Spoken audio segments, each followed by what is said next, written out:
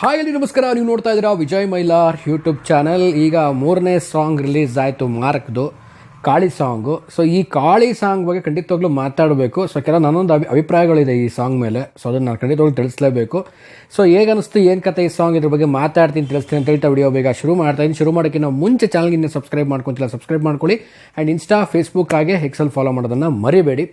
ಮೊದಲನೇದಾಗಿ ಒಂದು ರೀತಿಯಲ್ಲಿ ಅನ್ಎಕ್ಸ್ಪೆಕ್ಟೆಡ್ ಅಂತ ಹೇಳ್ಬೋದು. ಎಕ್ಸ್ಪೆಕ್ಟ್ ಮಾಡಿರಲಿಲ್ಲ ಮೂರನೇ ಸಾಂಗ್ ಬರುತ್ತೆ ಅಂತ, ನಾನು ಖಂಡಿತ ಎಕ್ಸ್ಪೆಕ್ಟ್ ಮಾಡಿರಲಿಲ್ಲ. ಸೆಕೆಂಡ್ ಸಾಂಗಿಗೆ ಮುಗೀತು, ನೆಕ್ಸ್ಟ್ ಇನ್ನೇನಿದ್ರು ಥಿಯೇಟ್ರಲ್ಲಿ ಹೋಗಿ ಮಾರ್ಕ್ನ ಸೆಲೆಬ್ರೇಷನ್ ಮಾಡುವಂಥದ್ದು ಅಂತ ಅಂದ್ಕೊಂಡಿದ್ವಿ.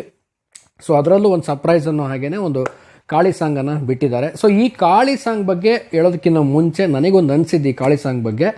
ಸೊ ಇದನ್ನು ಸ್ವಲ್ಪ ಬೇಗ ಬಿಟ್ಟಿದ್ರೆ ಚೆನ್ನಾಗಿರ್ತಾ ಇರ್ತಿತ್ತು ಅಂತ ನನಗನ್ನಿಸ್ತು. ಯಾಕೆಂದರೆ ಒಂದು ಎನರ್ಜಿಟಿಕ್ ಸಾಂಗ್ ಆಗಿರೋದ್ರಿಂದ, ಕಾಳಿ ಸಾಂಗ್ ಒಂದು ಎನರ್ಜಿಟಿಕ್ ಇರೋದ್ರಿಂದ, ಸೊ ಈ ಒಂದು ಸಾಂಗಿಗೆ ಸ್ಟೆಪ್ ಹಾಕಲಿಕ್ಕೆ ಆ್ಯಂಡ್ ಒಂದು ರೀಲ್ಸ್ ಮಾಡೋದಾಗಿರ್ಬೋದು, ಶಾರ್ಟ್ಸ್ ಮಾಡೋದಾಗಿರ್ಬೋದು, ಸೊ ಆ ಒಂದು ಕ್ಯಾಟಗರಿಲಿ ತುಂಬಾ ಒಂದು ಚೆನ್ನಾಗಿ ಆಗ್ತಾಯಿತ್ತು. ಬಟ್ ಸ್ವಲ್ಪ ಇದನ್ನು ಒಂದು ಅರ್ಲಿಯಾಗಿ ರಿಲೀಸ್ ಮಾಡಿದರೆ ಚೆನ್ನಾಗಿರ್ತಾಯಿತ್ತು. ಅಂದರೆ ಇದನ್ನು ಫಸ್ಟ್ ಸಾಂಗಾಗಿ ರಿಲೀಸ್ ಮಾಡಿದರೆ ತುಂಬ ಚೆನ್ನಾಗಿರ್ತಿತ್ತು ಅಂತ ನನ್ನ ಒಂದು ಅನಿಸಿಕೆ. ಸೊ ನಿಮಗೇನು ಅನ್ನಿಸ್ತು ಕಾಮೆಂಟ್ ಸೆಕ್ಷನಲ್ಲಿ ಕಾಮೆಂಟ್ ಮಾಡಿ.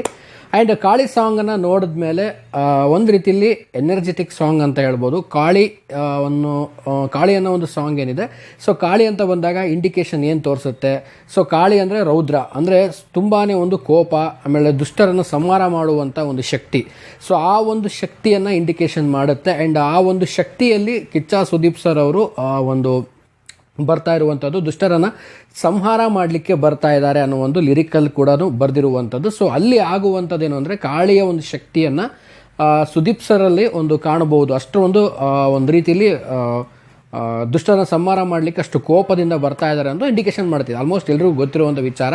ಆ್ಯಂಡ್ ಈ ಸಾಂಗನ್ನು ಒಂದು ಮ್ಯೂಸಿಕಲಿ ಆಗಿರ್ಬೋದು, ಎವ್ರಿಥಿಂಗ್, ಒಂದು ಸಾಂಗ್ ಅಂತ ಬಂದಾಗ ಏನಾಗುತ್ತೆ, ನಾವು ಸಾಂಗನ್ನು ಗುನುಗ್ತಾ ಇರ್ತೀವಿ ನಾವು. ಲೈಕ್ ಏನೋ ಒಂದು ಚಿಕ್ಕದ ಒಂದು ಲಿರಿಕ್ಸ್ ಇಷ್ಟ ಆಯಿತು ಅಂತಂದರೆ ಆಗಾಗ ಅದನ್ನು ಪದೇ ಪದೇ ಹೇಳ್ತಾ ಇರ್ತೀವಿ. ಎಲ್ಲೋ ಇರ್ತೀವಿ, ಏನೋ ಕಾಫಿ ಕುಡಿತಾ ಇರ್ತೀವಿ, ಟೀ ಕುಡಿತಾ ಇರ್ತೀವಿ, ಟ್ರಾವೆಲ್ ಮಾಡ್ತಾಯಿದ್ದೀವಿ, ಏನೋ ಒಂದು ಹೇಳ್ತಾ ಇರ್ತೀವಿ. ಸೊ ಆ ಒಂದು ಮೆಲ್ಕು ಹಾಕುವಂಥ ಕೆಲವೊಂದು ಲಿರಿಕ್ಸ್ಗಳು ಆ್ಯಂಡ್ ಇದರಲ್ಲಿ ಕಾಣಿಸ್ತು ನನಗೆ. ಯಾಕಂದರೆ ಕಾಳಿ ಅಂತ ಏನದು ಒಂದು ಬರುತ್ತೆ ಟೋನು. ಸೊ ಖಂಡಿತವಾಗ್ಲೂ ಎಲ್ಲರಿಗೂ ಅದು ಮೆಲ್ಕು ಹಾಕುವ ಹಾಗೆ ಮಾಡುತ್ತೆ ಆ ಒಂದು ಲಿರಿಕ್ಕು. ಬಟ್ ಅದಕ್ಕೆ ನಾನು ಹೇಳಿದೆ, ಇದನ್ನು ಫಸ್ಟೇ ರಿಲೀಸ್ ಮಾಡಿದರೆ ತುಂಬ ಚೆನ್ನಾಗಿರ್ತಿತ್ತು ಅಂತ. ಬಟ್ ಫೈನಲಿ ಈಗ ರಿಲೀಸ್ ಮಾಡಿದ್ದು ತುಂಬಾ ಒಂದು ಖುಷಿ ಕೊಡುತ್ತೆ. ಯಾಕಂದರೆ ಇದನ್ನು ಡೈರೆಕ್ಟಾಗಿ ಥಿಯೇಟ್ರಲ್ಲಿ ಬಿಟ್ಟಿದ್ರೆ ಅವಾಗ ಅನಿಸ್ತಾ ಇತ್ತು ಇದನ್ನು ಮೊದಲೇ ಸಾಂಗ್ನ ರಿಲೀಸ್ ಮಾಡಬೇಕಾಗಿತ್ತು ಅಂತ. ಬಟ್ ಈಗ ಮೂರನೇ ಸಾಂಗ್ ಆಗಿ ರಿಲೀಸ್ ಮಾಡಿದ್ದಾರೆ.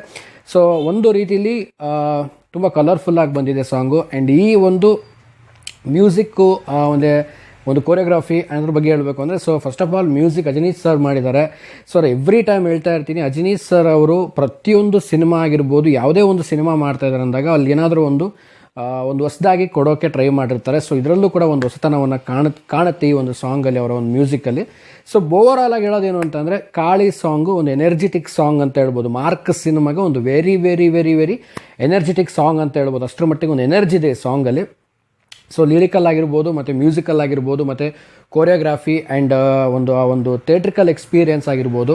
ಬಟ್ ಈ ಒಂದು ಸಾಂಗಿಗೆ ನಾನೇನು ಕಾಯ್ತಾ ಇದ್ದೀನಿ ಅಂದರೆ, ಫಸ್ಟ್ ಶೋ ಫ್ಯಾನ್ಸ್ ಎಲ್ಲರೂ ಥಿಯೇಟ್ರಲ್ಲಿ ಹಬ್ಬ ಮಾಡೋದಂತೂ ಪಕ್ಕಾ ಫಿಕ್ಸ್ ಅಂತ ಹೇಳೋಕ್ಕೆ ಇಷ್ಟಪಡ್ತೀನಿ. ಏನಕ್ಕೆ ಅಂತಂದರೆ, ನಾನು ಹೇಳೋದಂದರೆ, ನಾನು ಯಾವುದೇ ಸಿನಿಮಾ ಆಗಿರಲಿ, ಸೊ ನನಗೆ ಫ್ಯಾನ್ಸ್ ಶೋ ನೋಡೋದು ಮಾತ್ರ ತುಂಬಾ ಕ್ರೇಜ್ ಇರುತ್ತೆ. ಯಾಕೆಂದರೆ ಆ ಒಂದು ಕ್ರೌಡು, ಆ ಒಂದು ಫ್ಯಾನ್ಸ್ಗಳ ಸೆಲೆಬ್ರೇಷನ್ನು, ಆ ಥಿಯೇಟ್ರಲ್ಲಿ ಆ ಸಾಂಗ್ ಬರ್ತಿದ್ದಂಗೆ ಅಲ್ಲಿ ಮುಂದ್ಗಡೆ ಹೋಗಿ ಡ್ಯಾನ್ಸ್ ಮಾಡುವಂಥದ್ದು, ಸೆಲೆಬ್ರೇಷನ್ ಮಾಡುವಂಥದ್ದು ನೋಡೋಕ್ಕೆ ತುಂಬಾ ಖುಷಿ ಆಗುತ್ತೆ ಪರ್ಸ್ನಲಿ ನನಗೆ.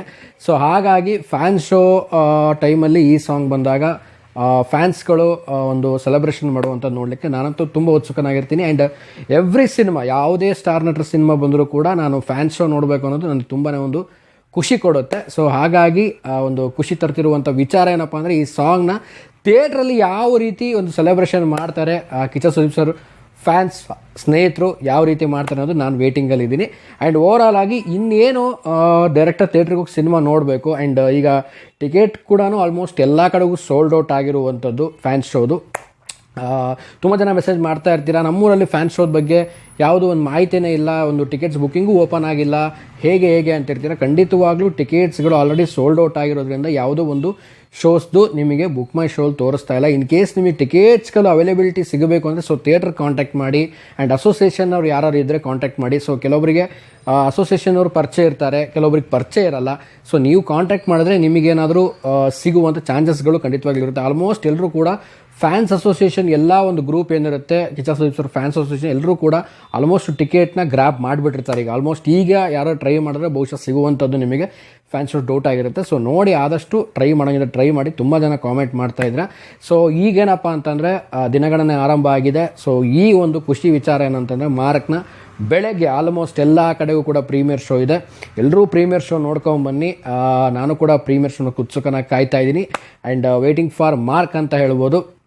ಸೊ ಹಿಂದಿನ ದಿನ ಒಂದು ಪ್ರೀಮಿಯರ್ ಶೋ ಇರೋದ್ರಿಂದ 45 ತುಂಬ ಚೆನ್ನಾಗಾಯಿತು. ಸೊ 45 ಅದಕ್ಕಿಂತ ಮುಂಚೆನೇ ಒಂದು ನೋಡುವಂಥ ಅವಕಾಶ ಸಿಕ್ತು. ಸೊ ನನಗೊಂದು ರೀತಿಯಲ್ಲಿ